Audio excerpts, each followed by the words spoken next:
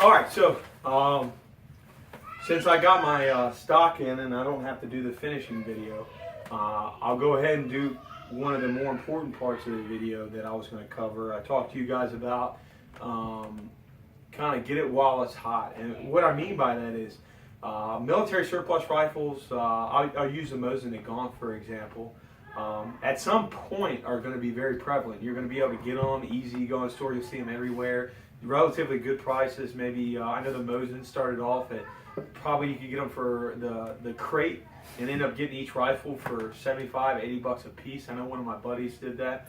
I bought mine for about 120 bucks at the Camp Lejeune exchange.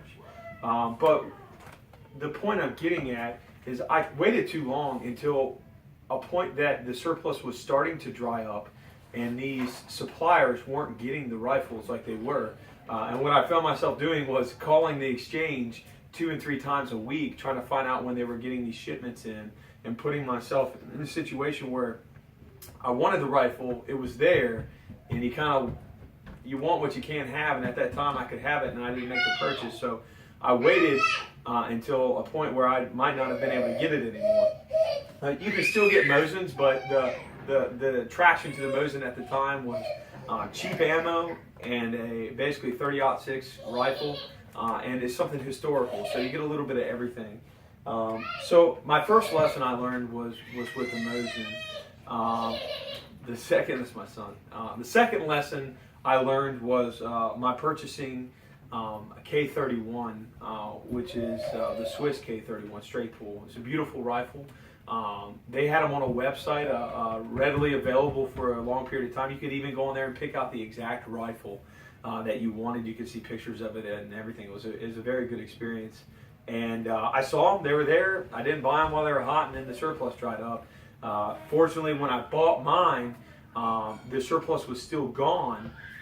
You still see them occasionally, but they weren't so far gone that people weren't willing to get rid of them, which after doing some research is not the case anymore. People are holding on to them a little bit. You can still find them just like anything, but I ended up having to get mine secondhand. I was lucky again. I found a guy was willing to get rid of it, paid the price that I would have paid before, which was about $350, and it was in good shape.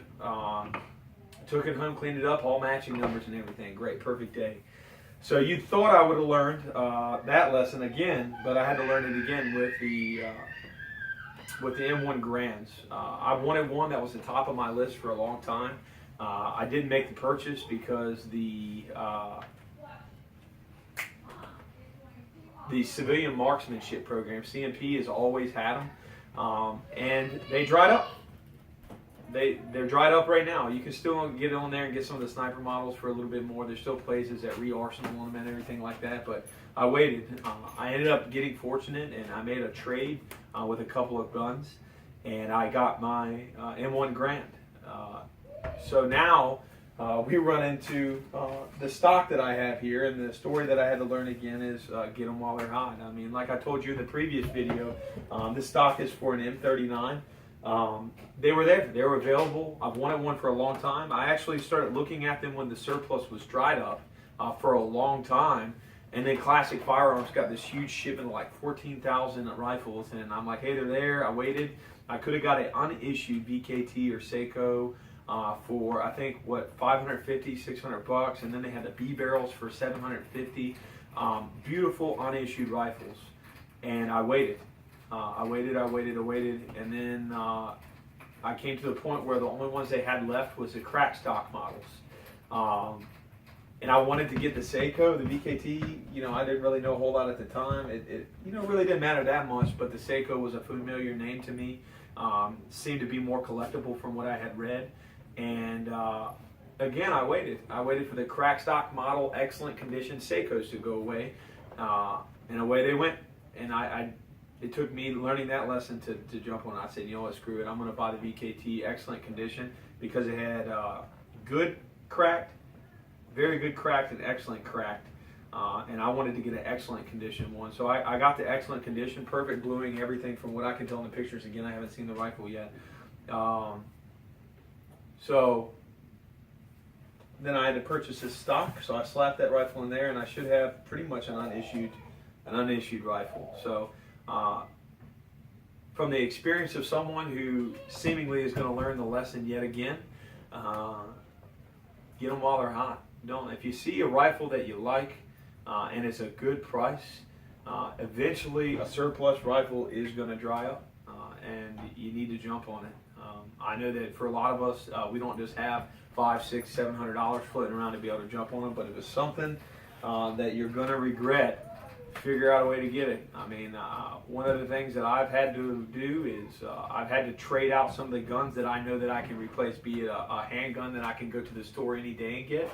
Maybe I sell that to get the money to get something that I'm not going to be able to get later on, one of these surplus rifles, because I get them for me, but I'm also getting them for the historical value and having them in my family and sharing the history of these things with my son and my future children. So again, get them while they're hot. You wait too long, they're not going to be there anymore.